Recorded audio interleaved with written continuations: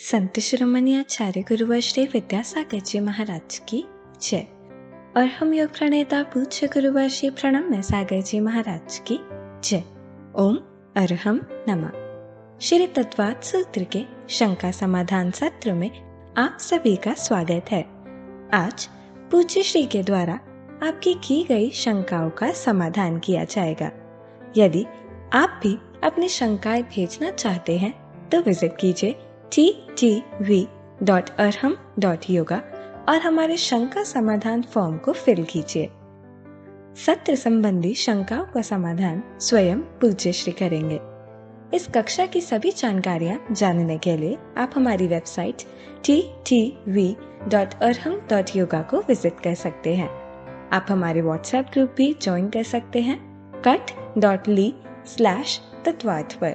इस कार्यक्रम के प्रसारण में पुण्याचक बनकर आप धर्म प्रभावना कर सकते हैं और पुण्यार्जन भी कर सकते हैं। आप टीम अरहम को 9810436940 पर संपर्क कर सकते हैं। चलिए पूज्य गुरुवर के चरणों में चलते हैं। योगेंद्र जैन ग्वालियर से पूछ रहे हैं, नमोस्तु महाराज जी। सूत्र नंबर 2.22 जब वनस्पति जीवादि रूप से अपनी संतति बढ़ाती है तथा सब जीवों में मैथुन संज्ञा होती ही है, तो पत्थर यदि दूसरे पत्थर पैदा करते हैं तो इसे स्वीकारने में आपत्ति नहीं होनी चाहिए, क्यों?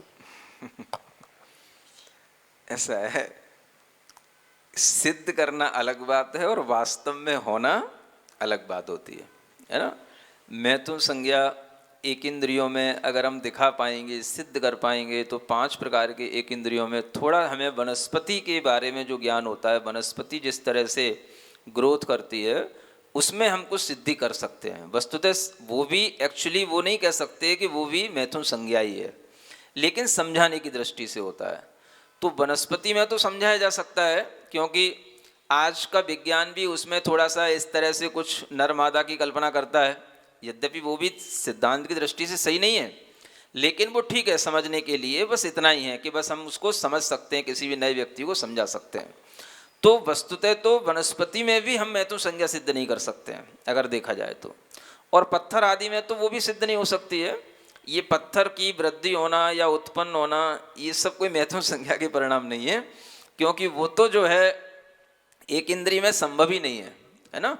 क्योंकि एक इंद्रियों का जिस तरह का एक स्पर्शन इंद्रिय के साथ जीवन जीना होता है, उस जीवन के साथ में कोई भी संज्ञा बुद्धिपूर्वक नहीं हो सकती है, क्योंकि उनके पास में मन नहीं होता है।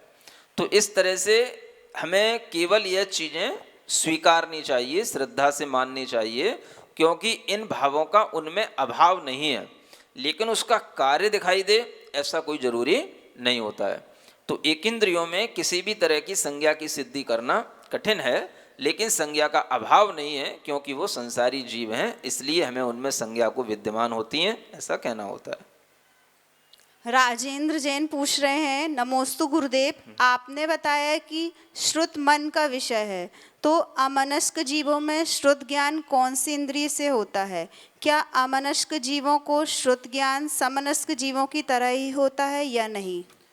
श्रुत मन का विषय है, इसका मतलब यह है कि जो मन वाले होते हैं वो श्रुत माने सुन सकते हैं। श्रुत माने शास्त्र को सुन सकते हैं, है ना। तो शास्त्र को सुनने वाला जो ज्ञान है वो समनस्क जीवों में आता है, और अमनस्क जीवों में जो ज्ञान रहता है वो उनके अपने श्रुत ज्ञानावरण कर्म के क्षयोपशम से जो उन्हें श्रुत ज्ञान प्राप्त है वो अमनस्क जीवों में रहता है। तो समनस्क जीवों का ज्ञान अमनस्क जीवों के ज्ञान में इस तरह का अंतर हमें समझ करके चलना चाहिए। इन्हीं का एक और क्वेश्चन, ज्ञानावरणी कर्म के पूर्ण क्षय होने से 5 ज्ञान पूर्ण रूप से प्रकट हो जाने चाहिए, परंतु सिर्फ केवल ज्ञान ही रहता है। मेरी जिज्ञासा है कि बाकी के सारे ज्ञान का क्या होता है, वे कहाँ चले जाते हैं और प्रकट क्यों नहीं होते? जिज्ञासा अच्छी है लेकिन आप सिद्धांत को और जब बारीकी से देखेंगे तो ये समझें कि आत्मा का जो ज्ञान स्वभाव है, उस ज्ञान स्वभाव पे आवरण पड़े हुए थे, है ना। उन आवरणों में से कुछ कुछ आवरण हट रहे थे, उघड़ रहे थे, और कुछ आवरण उसके हल्के होकर के प्रकट हो रहे थे। तो इस तरह से जब ये काम चल रहा था, तो ये काम तो उस ज्ञान स्वभाव के साथ ही चल रहा था। हमने उसको नाम दे दिया, ये मति ज्ञान हो गया, श्रुत ज्ञान हो गया, अवधि ज्ञान हो गया। ये सब नाम उस ज्ञान की ही अलग अलग तरह के प्रकट होने के नाम थे। जब ज्ञान पूर्ण प्रकट हो गया तो ये छोटे छोटे नामों की जरूरत क्या पड़ी? अब तो वो ज्ञान पूर्ण स्वभाव में आ गया, वो केवल ज्ञान हो गया। तो अब उसके लिए हम मति ज्ञान, श्रुत ज्ञान, ये ज्ञान तो हमारे काम चलाऊ ज्ञान थे, जिनसे हम अपना काम चला रहे थे, है ना। तो वो ज्ञान कोई अलग से ज्ञान नहीं है, वो हमारी आत्मा का जो ज्ञान स्वभाव है, उस ज्ञान स्वभाव पर आवरण इन पांचों ज्ञानावरणी कर्मों ने डाल रखा है। अब उसमें से हर एक ज्ञानावरणी कर्म का अपना अपना जब क्षयोपशम हो जाता है तो उस संबंधी ज्ञान प्रकट हो जाता है। तो हम कहते हैं मति ज्ञान आ गया, श्रुत ज्ञान आ गया। वो कोई नया ज्ञान नहीं आ गया, वो उसी ज्ञान स्वभाव में से वो ज्ञान आ गया। और जब पूरा ज्ञान प्रकट हो गया तो बस केवल ज्ञान आ गया। अब उसके लिए मति ज्ञान, श्रुत ज्ञान की कोई आवश्यकता ही नहीं, क्योंकि सबसे बड़ा ज्ञान जब आ गया तो ये क्षयोपशम ज्ञान उसके साथ में रह ही नहीं सकते हैं। ये क्षयोपशम दशा है, वो क्षय की दशा है। जो क्षय की दशा होती है वो पूर्ण रूप से आवरणों के नष्ट होने पर होती है। और ये ज्ञान हमेशा बस ऐसे ही काम करेंगे, थोड़े से हो गए, थोड़े से ज्ञान को दबाएंगे, थोड़े सा ज्ञान को प्रकट कर देंगे। तो ये क्षयोपशम दशा कहलाती है। क्षयोपशम दशा में होने वाली जो ज्ञान की परिणति है वो क्षायिक दशा में नहीं रहती है, क्योंकि क्षायिक दशा में अपने स्वभाव की अभिव्यक्ति पूर्ण रूप से हो जाती है। सरिता जैन पूछ रही हैं, नमोस्तु गुरुदेव। गुरुजी आजकल योगा कराने वाले शंख बजाने के लिए कहते हैं, तो क्या शंख को घरों में रखना उचित है या नहीं? अब ऐसा है, अभी हम न्याय शास्त्र पढ़ रहे थे, प्रमेय रत्नमाला, है ना। तो उसमें एक बहुत अच्छी चीज आई। कई तरह की हेतुओं की बाधाएं दी जाती हैं या पक्ष की बाधाएं दी जाती हैं। तो उसमें एक आता है, कुछ चीजें होती हैं लोक बाधित, है ना। ये हेतु होते हैं, हित्वाभास के स्वरूप में बताए जाने वाले, जैसे कुछ पक्ष भी बताए जाते हैं। तो उसमें भी एक लोक बाधित चीज आती है। तो लोक बाधित का मतलब क्या होता है? जो लोक में बाधित हो उसी को लोक बाधित कहा जाता है ना। तो उसके लिए उदाहरण दिया कि जैसे मान लो हम शंख हैं, सीप हैं, इनको तो हम पवित्र मान लेते हैं, लेकिन अन्य कोई प्राणी के अंग हैं तो हम उसको पवित्र नहीं मानते हैं। तो यह जो लोक में मान्यता है, इस लोक मान्यता के अनुसार चलना ही यह सही पक्ष कहलाता है। और अगर हम इसके विपरीत चलते हैं और कुतर्क करते हैं या तर्क देते हैं कि वो भी तो किसी प्राणी का अंग है, ये भी तो प्राणी का अंग है, तो ये लोक बाधित पक्ष कहलाता है। तो न्याय शास्त्र में भी इसको सही माना गया है। नहीं समझे? शंख हैं, सीप हैं, अगर ये आप घर में रखते हैं तो ये प्राणी के अंग होते हुए भी ये लोक में स्वीकृत हैं। ये उस तरह से अपवित्र नहीं है जैसे कि नर कपाल, एक उदाहरण दिया उसमें, माने मनुष्य की खोपड़ी रखने लग गए तुम घर में, वो भी तो मनुष्य का, वो भी तो प्राणी का अंग है। तो सब प्राणी के अंग एक जैसे नहीं होते। नर कपाल जितना अपवित्र है, ऐसे ये शंख और सीप अपवित्र नहीं है। ये लोक में जो प्रचलित है, इसको हमें ध्यान में रखना चाहिए। और ये आचार्यों के सूत्र में लिखा हुआ है, तो हमें इसी सूत्र के आधार पर इस बात को भी स्वीकार करना चाहिए। दिमाग थोड़ा सा हमें खोल करके रखना चाहिए। हाँ। प्रीति जैन आगरा से पूछ रही हैं, नमोस्तु महाराज जी, मेरी जिज्ञासा ये है कि मैंने 108 शांति विधान करने का संकल्प लिया है, और अगर हम शांति विधान के साथ साथ कल्याण मंदिर का विधान कर लें तो एक ही दिन में दोनों विधान अलग अलग काउंटिंग में आएंगे? हमें ये समझ नहीं आता कि आपको विधान करना है, भक्ति करना है कि काउंटिंग करना है, हा? ये काउंटिंग क्या चीज होती है? आप दो की बात कर रहे हैं, एक तीसरा और जोड़ लो, वर्धमान स्तुत विधान है, 3 भी कर लो, एक और वक्ता मर का कर लो, 4 कर लो। ये काउंटिंग करने का मतलब क्या होता है? हमें भगवान की भक्ति करना है, हम भगवान की भक्ति में कितना टाइम स्पेंड कर रहे हैं ये हमारे ऊपर डिपेंड होना चाहिए ना। काउंटिंग करके हम कोई रिकॉर्ड बनाने जा रहे हैं क्या? क्या करना चाह रहे हैं? तो ये काउंटिंग वाली बात तो हमें समझ में नहीं आती। ये आप लोगों की जो साइकोलॉजी चलती है इसको आप सुधारें।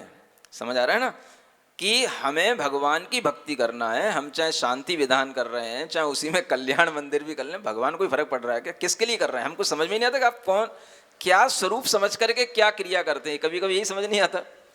ऐसा लगता है जैसे आपको डर लगता हो कि शांतिनाथ भगवान के विधान के बीच में पार्श्वनाथ भगवान का विधान कर लेंगे तो शांतिनाथ भगवान नाराज हो जाएंगे क्या?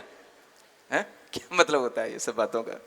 तो थोड़ी समझदारी की बातें किया करो कभी कभी, सोच करके कि भाई हमें तो भक्ति करना है किसी भी तरह से। जिनेंद्र भगवान की भक्ति हो रही है, काउंटिंग करने से क्या होगा? कोई जिनेंद्र भगवान वहाँ काउंट कर रहे हैं कि तुमने हमारे लिए 120 विधान कर लिए थे, शाबाश, मैं तुम्हें शाबाशी देता हूँ, ऐसा कुछ हो रहा है क्या? क्या हो रहा है? तो ये काउंटिंग का मतलब क्या होता है? समझ आ रहा है ना? भक्ति करो, भक्ति का भाव समझो। जिनेंद्र भगवान की भक्ति कर रहे हो, वीतराग भगवान की भक्ति कर रहे हो, उस दृष्टिकोण को ध्यान में रखते हुए अपना समय भक्ति में लगाओ। मंजू जैन पूछ रही हैं, नमोस्तु महाराज जी, स्वाध्याय करने पर मैं सब भूल जाती हूँ, तो स्वाध्याय कैसे करना चाहिए? स्वाध्याय विनय पूर्वक करना चाहिए, है ना। अपने अंदर के विनय भाव और बढ़ाओ। शुद्धि एक बहुत बड़ी चीज़ होती है। जब भी हम शुद्धि के साथ स्वाध्याय करें, माने हमारे वचन, हमारे काय, हमारे आसपास का वातावरण शुद्ध होना चाहिए, है ना। ऐसा नहीं है कि जहाँ पर हम भोजन कर रहे हैं वहीं पर दो लोग भोजन करते हुए बैठे हैं, वहीं पर हम अपनी किताब खोल के बैठ गए, है ना। घर में तो ये सब चलता रहता है। तो ये स्वाध्याय का तरीका नहीं होता है। स्वाध्याय के लिए एक शुद्धि और एक विनय भाव, ये दोनों बना करके रखेंगे तो उससे हमारा क्षयोपशम बढ़ेगा, हमारा ज्ञान बढ़ेगा। ये हमें ध्यान में रखना चाहिए। योगेंद्र जैन ग्वालियर से पूछ रहे हैं, नमोस्तु महाराज जी, सूत्र नंबर 2.24 कक्षा 37 में मन के विशेष कार्य में क्रिया करना बताया, आंगोपांग हिलाना, पर ये तो असंगी तथा गर्भ में भी जीव करता है। मन के विशेष कार्य में नहीं बताया, वो उसके अंदर कोई भी चेष्टा हो रही है तो वो चेष्टा उसके अंदर रहने वाले जीव की सूचना देने के लिए होती है कि यहाँ पर जीव विद्यमान है, इसलिए वो कोई ना कोई हलन चलन आदि क्रिया करता है ना। थोड़ा सा जब जहाँ जिस चीज़ की विवक्षा होती है तो उस विवक्षा को ध्यान में रख करके वो बात कही जाती है। जब मन की विवक्षा है तो मन के अनुसार होने वाली हलन चलन अलग होगी, और जो सामान्य जो मन से रहते हैं उनके अंदर होने वाली हलन चलन अलग होगी। इस बात को भी ध्यान में रख करके हम उस चीज़ को समझ सकते हैं। चंचल जैन न्यू दिल्ली से पूछ रहे हैं, नमोस्तु महाराज जी, आपने बताया कि एक इंद्रिय आदि जीवों में कर्मों की जघन्य स्थिति बनती है, मगर उनमें तो मन होता ही नहीं, फिर कैसे कर्मों की स्थिति बनेगी? जघन्य का मतलब अन्य जो संगी जीव कर्म बांधते हैं उनकी अपेक्षा से जघन्य बनती है ना। वो उसको ऐसा नहीं समझना कि सर्वाधिक जघन्य बनती है। माने वो जघन्य इसलिए बन जाती है कि जिसके पास जितनी इंद्रियां होंगी, जितना बड़ा उसके लिए जो है जीवन मिलेगा या मन आदि मिलेंगे, जितनी बड़ी उसके लिए पर्याय मिलेगी, जैसे पंचेंद्रिय पर्याय है, तो उसके पास में सब तरह के फंक्शन खुल गए, है ना। अब उसके पास में कसाय करने के भी साधन खुल गए, सारे मन वचन काय के योगों से आश्रव होने के भी साधन खुल गए। तो उसके लिए अपने आप वह स्थिति बंध जो है अधिक होने लग जाता है। और जिनके पास केवल एक इंद्रिय है तो उनके लिए क्या है, जितना कर्म का उदय होगा हल्का सा, उतना ही कर्म का बंद होगा। वो अलग से कोई भाव कर ही नहीं पाएंगे। उनके लिए कौन सी कसाय नई उत्पन्न होगी, कोई योगों की क्रियाएं भी ज़्यादा नहीं होंगी। तो उनका जो कर्म बंद होता है वो उनसे हल्का होता है, जो पंचेंद्रिय होते हैं, ऐसा समझना चाहिए। सुनीता सुनील जैन पुसद से पूछ रही हैं, नमोस्तु गुरुदेव, गर्दन कौन से परमेष्टि में है? अच्छा, ये तो पहले भी कहा जा चुका है। परमेष्टि 5 ही होते हैं, है ना। अब उन 5 परमेष्टियों में अरहंत और सिद्ध को छोड़ करके जो सर्वोत्कृष्ट परमेष्टि होते हैं वो आचार्य परमेष्टि होते हैं। तो गणधर परमेष्टि भी उसी आचार्य परमेष्टि की कैटेगरी में आएंगे, क्योंकि वह अन्य मुनियों से बड़े होते हैं और सभी उपाध्याय आदि जितने भी होते हैं उन सबसे समोसरण में एक बड़े उच्च पद पर विद्यमान होते हैं, तो इससे बड़ा कोई पद नहीं होता है, इसलिए उन्हें आचार्य परमेष्ठी के ही श्रेणी में लेना चाहिए। आचार्यों से भी वो बड़े श्रेष्ठ होते हैं, ऐसा समझना चाहिए। संदीप जैन कोटा से पूछ रहे हैं, नमोस्तु महाराज जी, अवधि दर्शन के गुण स्थान 4 से 12 बताए गए हैं, परंतु कुअवधि ज्ञान के पहले भी अवधि दर्शन होता है, तो फिर गुण स्थान 4 से 12 से बाहर क्यों बताए गए हैं? कृपया जिज्ञासन का समाधान कीजिए। अवधि दर्शन अलग है और अवधि ज्ञान अलग है ना। अवधि ज्ञान तो मिथ्या और सम्यक, ये दोनों रूप में होता है, जैसे हम कुअवधि भी कहते हैं और सुअवधि भी कहते हैं। लेकिन अवधि दर्शन एक तरह का ही होता है। अवधि दर्शन में कभी भी मिथ्यात्व या सम्यक्त्व का प्रभाव नहीं होता है, इसलिए अवधि दर्शन जो है वो मिथ्या दृष्टि अवधि ज्ञानी जीवों के साथ भी जुड़ जाता है, जो विभंग ज्ञानी कहलाते हैं, और सम्यक दृष्टि अवधि ज्ञानियों के साथ भी जुड़ जाता है। महाराज जी, मीना जैन का क्वेश्चन है, गुरुदेव, ईशु गति में जीव क्या करता है? क्या वह शरीर के योग पुद्गल वर्गणाओं को ग्रहण करता है? क्या वह 9 कर्म वर्गणाओं को ग्रहण करता है? ईशु गति यानी बाण की तरह सीधी गति, ऐसी गति जिसमें किसी भी तरह की कोई भी वक्रता नहीं होती, कोई मोड़ा नहीं लेना पड़ता जीव को। तो उस ईशु गति के माध्यम से वह जीव जब एक पर्याय को छोड़ कर के दूसरी पर्याय को ग्रहण करता है, तो उस गति में उसके लिए कोई अधिक समय का अंतर नहीं रहता है। वह यहाँ से मरण किया, जहाँ उसको जन्म लेना है वहाँ वह जन्म ले लिया। सीधी सीधी उसकी जो गति होती है, जैसे हम बाण को छोड़ते हैं धनुष से तो वो सीधा जा कर के जैसे अपने ठिकाने पर लगता है, ऐसे ही सीधी गति को ईशु गति कहते हैं। चूँकि इस गति में कोई मोड़ा नहीं होता, विग्रह नहीं होता, इसलिए ये विग्रह वाली गति नहीं कहलाती। इसलिए इस गति में वह जीव किसी भी तरह से अनाहारक नहीं होता, वो आहारक ही बना रहता है। एक समय में ये हो जाने वाली गति होती है, और इधर उसका मरण का अंत समय होता है, उधर उसका जन्म का प्रारंभ हो जाता है, और उसी के बीच में यह ईशु गति हो जाती है।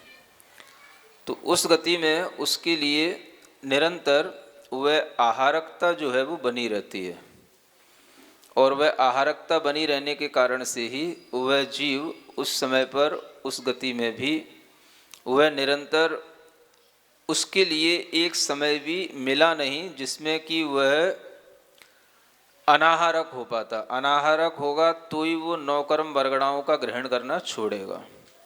तो इस जीव के लिए 9 कर्म वर्गणाएं ग्रहण करने में निरंतर आती हैं, और उसमें एक समय होते हुए भी उसको हम ये नहीं कह सकते कि ये अंतराल है, क्योंकि एक समय कहने में आता है, वो अंतर नहीं होता है। इसलिए वह गति सीधी सीधी आहारक अवस्था के साथ होती है। कर्म वर्गणाएँ आती हैं, 9 कर्म वर्गणाओं का वह ग्रहण वह अगले ही समय में पुनः कर लेता है, और कर्म वर्गणाएँ तो हमेशा चलती रहती हैं। इसलिए 9 कर्म वर्गणाओं का सद्भाव उस जीव के साथ में हमेशा बना रहता है। जब वह 9 कर्म वर्गणाओं का अभाव होगा तब वह जीव आहारक अवस्था से अनाहारक अवस्था में आता है। तो ईशु गति में केवल वह आहारक अवस्था ही रहती है, इसलिए 9 कर्म वर्गणाओं का सद्भाव ही मानना चाहिए। नमोस्तु महाराज जी, कीर्ति जैन औरंगाबाद से पूछ रही हैं, गुरुदेव के चरणों में कोटि कोटि नमन। ऐसा कहते हैं कि जब जीव का जन्म होता है तो वह अपनी आयु का बंध बांध के आता है, उस आयु का एक समय भी कम या ज़्यादा नहीं होता, तो अकाल मरण कैसे हो सकता है? क्या उस जीव का अकाल मरण भी पहले से ही निश्चित होता है? अकाल मरण कैसे हो सकता है? जब वह जीव अपनी किसी भी प्रकार की आयु का विच्छेद अन्य कारणों से करता है और जो उसकी आयु समय पर पूरी होने वाली थी उस आयु से पहले ही वह किन्हीं बाहरी कारणों के माध्यम से वह अपनी आयु को पूरा कर लेता है, तो वह समय से पहले भी वह उस आयु का क्षरण कर लेता है, समय से पहले भी आयु नष्ट हो जाती है। इसी का नाम अकाल मरण कहलाता है। अकाल मरण निश्चित होता है ऐसा सर्वथा नहीं कहा जा सकता, क्योंकि अकाल मरण होने के कई भी कारण अचानक से भी उपस्थित किए जा सकते हैं और होते हैं। अचानक से कोई भी घटना घटती है, किसी भी तरह से सामूहिक रूप से भी बहुत सारे अचानक से मरण होते हैं, तो ये सब अकाल मरण की श्रेणी में आते हैं। अन्य जीवों के साथ भी किसी जीव के लिए इस तरह का जब मरण हो जाता है तो वह भी अकाल मरण कहलाता है, और अकाल मरण निश्चित ही होता है ऐसा नहीं कहा जा सकता। अकाल मरण किन्हीं भी बाहरी साधनों कारणों के माध्यम से हो सकता है। आप देखते हैं कि अगर व्यक्ति के लिए एक साथ कोई विषाक्त भोजन मिल जाए, है ना, विषाक्त कोई पानी आ जाए, तो उसके कारण से उसकी आयु आदि भी इस तरह से नष्ट हो जाती है कि वह समय से पहले भी उसकी मृत्यु हो जाती है। तो इसी को अकाल मरण कहते हैं। ये अकाल मरण किन्हीं भी कारणों से हो सकता है, जो बाहरी कारण अनेक रूपों में बताए गए हैं। इसलिए अकाल मरण निश्चित ही होता है ऐसा नहीं कहना चाहिए। अकाल मरण किसी का भी किसी के माध्यम से कराया जा सकता है। आतंकवादी होते हैं तरह तरह के, आपने देखा होगा जैसे बॉम्बे जैसे होटलों में उन्होंने एक साथ अनेक लोगों के लिए गोलीबारी की, अनेक लोगों के लिए मारा, तो ये सब अकाल मरण कहलाता है। कोई वहाँ पर लोग मरने के लिए नहीं बैठे थे, लेकिन एक साथ सबकी मृत्यु हुई, ये सब अकाल मरण होता है। ये कुछ निश्चित ही होता है ऐसा सर्वथा नहीं कहा जा सकता। अकाल मरण की अपनी एक व्यवस्था है, जो व्यवस्था काल की अनिश्चितता को ही बताने वाली होती है, ऐसा समझना चाहिए। नमोस्तु महाराज जी, डॉक्टर रेणु जैन मोदी नगर से पूछ रही हैं। ज्ञासा है कि मैं नंदीश्वर विधान से है। मैं एक बार पूर्ण नंदीश्वर विधान कर चुकी हूँ। अब मेरा भाव है कि श्रावण शुक्ल पक्ष में से 10 लक्षण पर्व के मध्य एक एक दिन की पूजन अलग अलग 8 दिनों में कर लें। जिस दिन पूजन करें उसी दिन यथाशक्ति उपास कर लें। ऐसा करने में कोई दोष तो नहीं है? भगवान की पूजा करने में, जिनालयों की विधान पूजा इत्यादि करने में दोष क्यों होगा? दोष किसी भी तरह के, कोई भी तरह के, जब हम कोई भी पूजा विधान आदि करते हैं तो उनमें कभी भी कोई दोष नहीं आता। आप लोग इस विषय में बिल्कुल निश्चिंत रहा करें। और ये जो अकृत्रिम जिनालयों की पूजा है, ये हम किसी भी समय पर कर सकते हैं। आपकी सुविधा बढ़ रही है कि हम 10 लक्षण पर्व में वैसे ही व्रत उपवास करते हैं और उसके साथ में अकृत्रिम जिनालयों की पूजा करें, तो आप आराम से कर सकते हैं। एक ही में सब कुछ गर्भित होता है। आप अकृत्रिम जिनालयों की पूजा करेंगे तो उसी में सब पंच परमेष्ठी की पूजा, 10 धर्म की पूजा, सब कुछ गर्भित होती है उसी में। आप आराम से कीजिए, आपके लिए अच्छा आशीर्वाद मिलेगा।